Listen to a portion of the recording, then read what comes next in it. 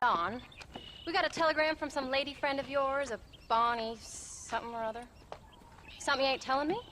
Bonnie McFarland. She's a friend. Saved my life when I went after Bill and nearly got myself killed again. Oh, and now you two's in the habit of sending each other letters. How very nice. It weren't nothing like that. What's it say? I don't know. I can't... Well, you know I can't read.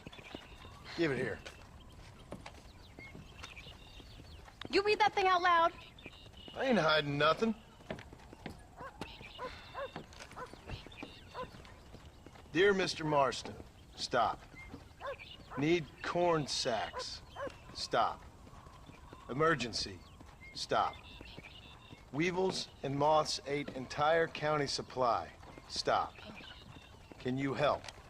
Not exactly the most romantic request now, is it? I guess not. She saved your life, you say? Yes, ma'am. Well, then you're gonna have to help her and her family out.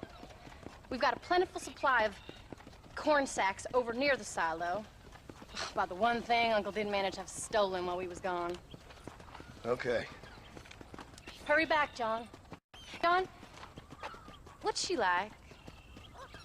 You know. A little bit like you, I guess. She's a woman in a man's world.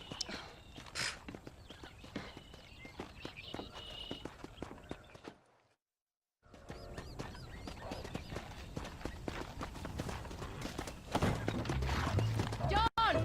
Wait! I changed my mind. I'm coming with you. Well, come on then. Let's get going.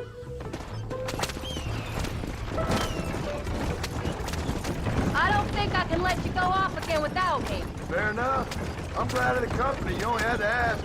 Ask? I was waiting for you to ask me. I thought you'd want to keep an eye on the boy. Oh, while you were off cavorting with cowgirls in the next county? I don't think so, John Marston. You only just got home. That Jack has seen enough of me for a lifetime. So, is she married? This Bonnie McFarland? No. What does she look like? I don't know. Pretty normal, I suppose. Normal? What? Normal like me? No. Normal as in 2 eyes, mouth, nose, that kind of normal. Besides, ain't no woman fine as you. A little flattered. Now we're finally getting somewhere. If you find yourself in a hole, the first thing to do is stop digging. Another pearl of wisdom from John Marston. I sure do miss those. I never took you for the jealous type, Abigail. I ain't jealous so much as curious. You heard what she wrote. It's just some corn. She saved my life, and she was decent enough to me, so I owe her this much at least. How did she save your life, anyway? She found me half dead on the side of the road and took me to the doctor. Most folks would have left me there. Half dead from what? Bill didn't take so kindly to me visiting unannounced. Bill never did like surprises. How was he? Same as he was when we left.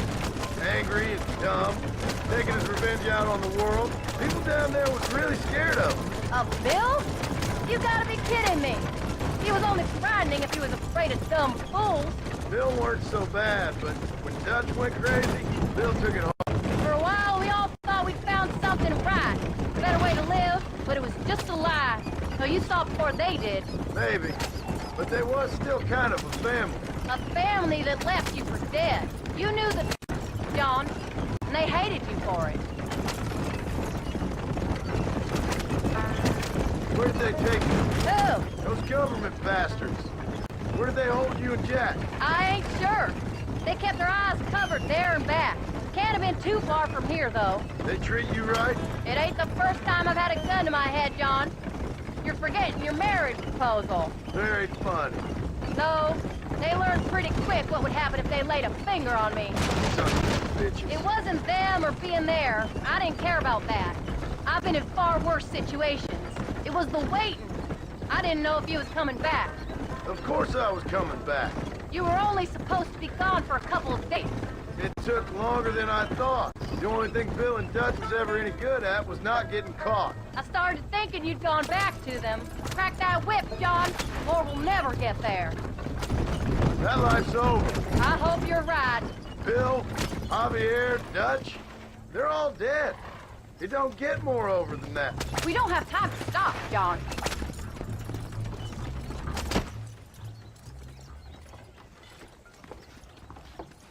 You came. Thank you so much. We lost the entire harvest. Miss McFarland, I'd like you to meet my wife, Abigail. Oh, ain't you quite the gentleman all of a sudden? It's a pleasure to meet you, Mrs. Marston. Likewise. Thank you for saving my husband's life. And for teaching the miserable goat some manners, among other things. I didn't teach him anything. I know better than to try to change a man. You should meet my father.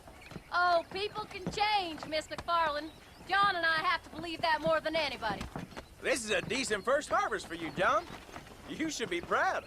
That's good land you got there. How are you feeling, Mrs. Marston? From what your husband told me, it must have been awful for you. I've been through worse, and I knew he'd be back before too long. He can't cook a meal to save his life. Abigail, in my darkest hours, when I was most homesick, just the thought of one of your rat meat stews kept me pushing forward. Well, about as amusing as a weeping saddle sore, ain't he, Miss McFarland? If you're gonna start yammering about women's work, John, I'd say you might be in the wrong company. I'd say so, too. I never felt so outnumbered.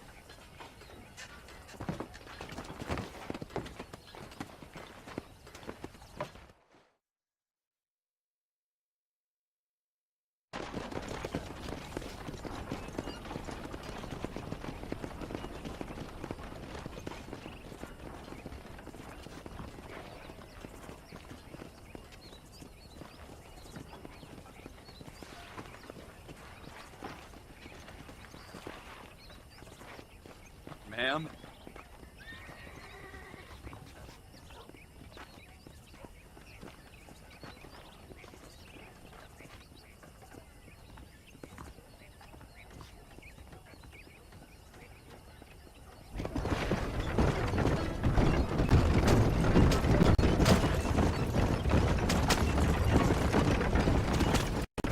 So that was the famous Bonnie.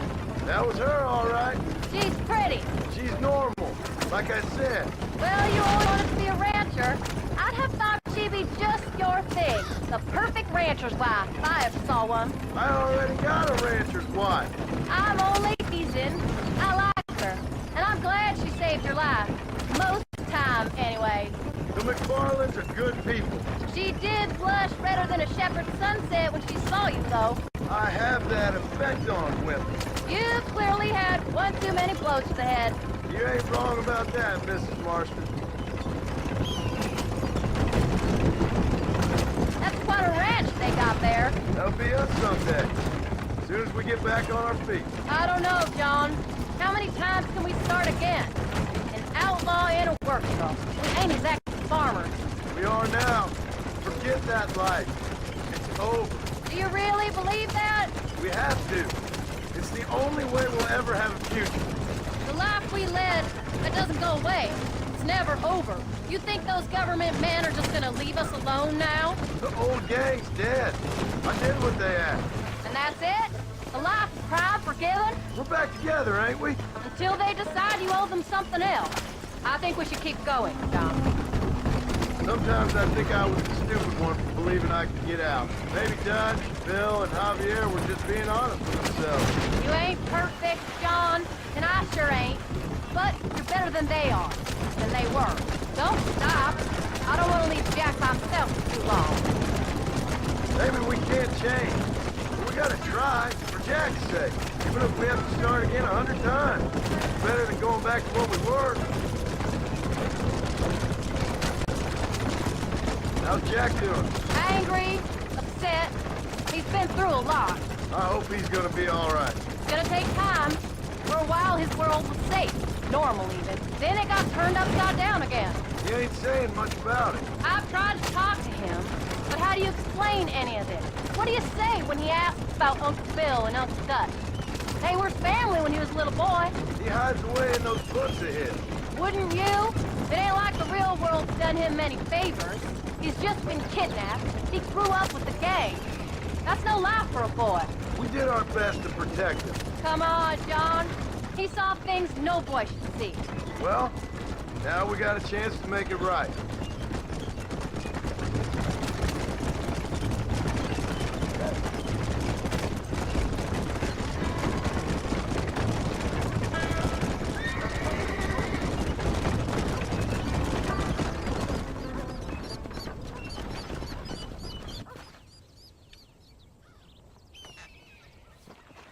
You did good today, John.